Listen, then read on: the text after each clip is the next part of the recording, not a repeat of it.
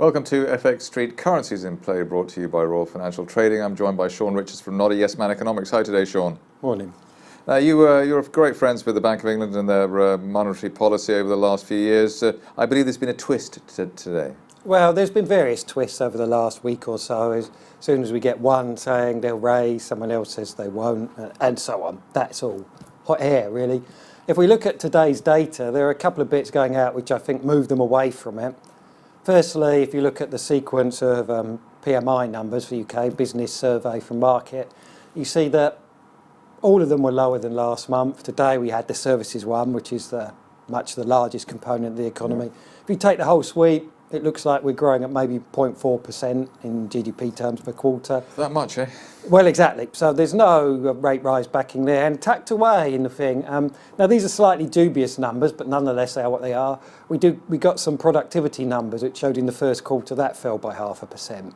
And with a link between that and wages, and with wages being the key number for the Bank of England, for all the hot air, for instance, the reverse indicator, in my view, was in play today, with the FT putting out an article saying the Bank of England's nearer to raising rates than it's been for 10 years, which makes it less likely. Nearer to infinity. And then the figures moved away. Well, of course, that rather had the awkward problem, as I replied to them, the issue of forward guidance, when the Bank of England was promising us for 2 years that it would raise interest rates sooner than markets expect, if people remember that particular phrase from, I think, Mansion House 2014. And it never happened, did it? Well, we lived long enough to see an interest rate hike. It's a bit dodgy at our age, isn't it? Well, anyway, let's have a look at the trending stories of the day, the official ones anyway. We've got risk-off trade persists, yen and gold firmer. Just trying to get the yen up. Actually, we'll try and start off with gold, in fact, because that's a hot market at the moment. Trying to see really whether, well, silver actually, let's see if it's going to rebound from the 1220 area. So basically over the last 24 hours, 1220, the support area, bit of a rally there off the back of the intercontinental ballistic missiles from North Korea. But I mean, gold's been disappointing, hasn't it, really? Well, it has through quite a long phase, hasn't it? What was the period it was really in favour? Was that 3 years ago now, or 4? And then It sort of just drifted away, isn't it?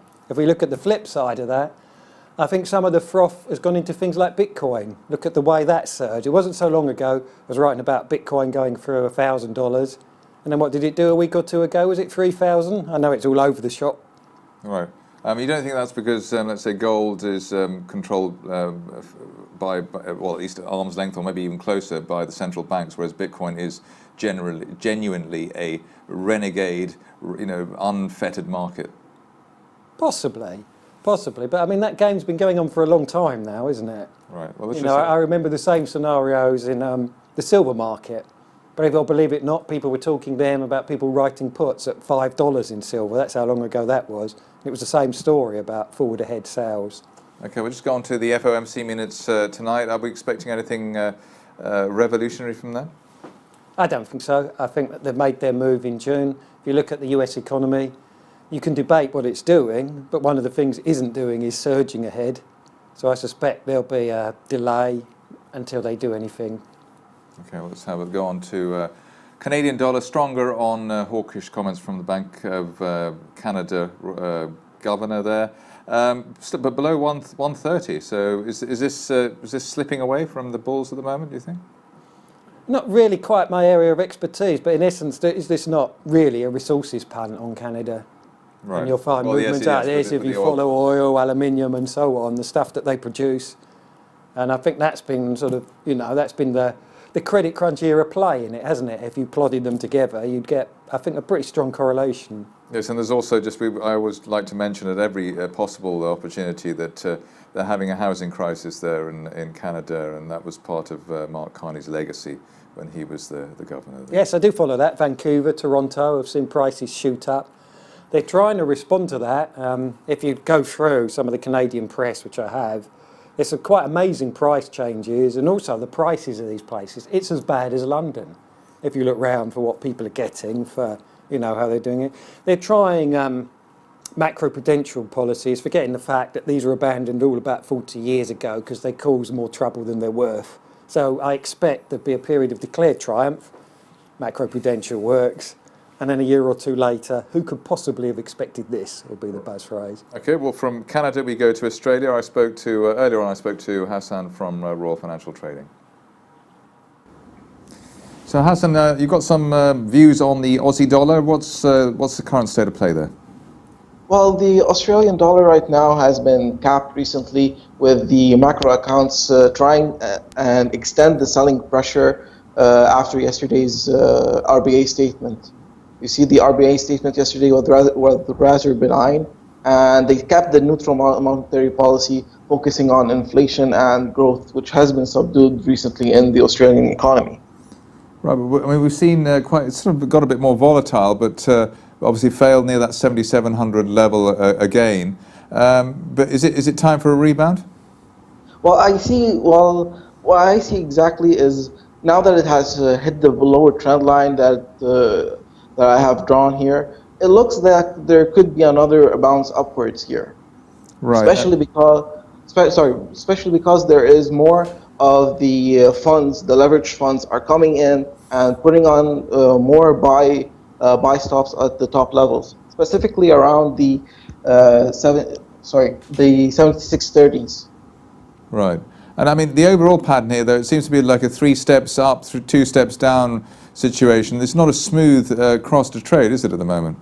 No, it's not a smooth trade. There's a lot of volatility on this pair at the moment. But what I see is, on the long term, I see a much higher Australian dollar. I see it could go back up towards the 76.50, 77.60s.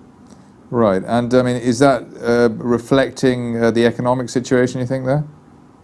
Well, one part of it is the economic situation in Australia, but on the other hand, you have the iron ore prices. They have been steady on a very steady upward slope.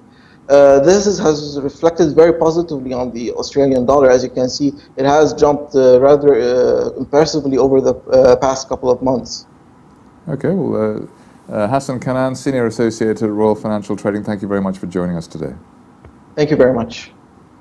Let's move along to the trade of the day. We can get that up, which is focusing on my favorite cross, dollar yen. Yen backs off early highs as Haven buying recedes, with traders shifting focus to US and global economic fundamentals. Yen breaks above the May 16th high, rising towards 113.58.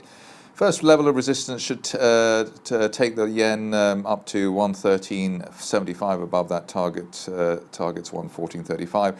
Buy at 113.80 on stop with a stop loss then at 113.50. Take profit at 114.50. Risk reward ratio 2.33. So looking for the yen to weaken.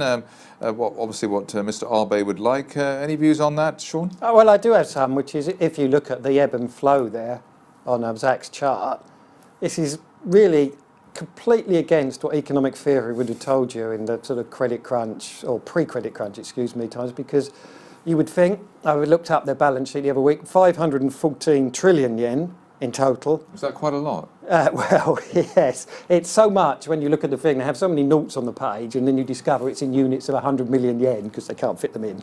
Okay. But the point is here that it should be the super soar away yen, to put this in sun terms, and we should be here discussing something like 150, 160, 170, if that holds true. But it isn't, as you can see on your thing. So the safe haven, where does that come from? The safe haven concept, which is obviously keeping it down. Where does that come from? This is sort of one of the oddities, Madness. isn't it? I suppose. Money going back to Japan. They did, in preceding decades, pour money out of the country. That's one possibility. There's a few other theories around investments, but each sort of yen rally, well, it breaks old era economic theory each time it rallies, because it just, as I said before, should be way above here. Well, we love economic theory, though, don't we? And I do have, before we wrap up, one currency view, kind of, for people. You were looking at the Australian dollar before. Should the British Lions win on Saturday, I confidently expect the Reserve Bank of New Zealand to cut interest rates. Okay, well, we'll look out for that enjoyable prospect. As far as the trading positions are concerned, traders long of euro dollar and I suppose 50-50 on sterling. Quite short on dollar yen, which could be painful given where it looks as though that cross will go. Very short on the Swissy and Canadian, and then going for long on the Aussie and long on Euro sterling. Calendar for today, relatively thin, but we do have as we mentioned before, the FOMC minutes and the Fed monetary policy report, factory orders at 2 o'clock. So thank you to Sean Richards from Not a Yes Man Economics. That's it for FX Street Currencies in Play today.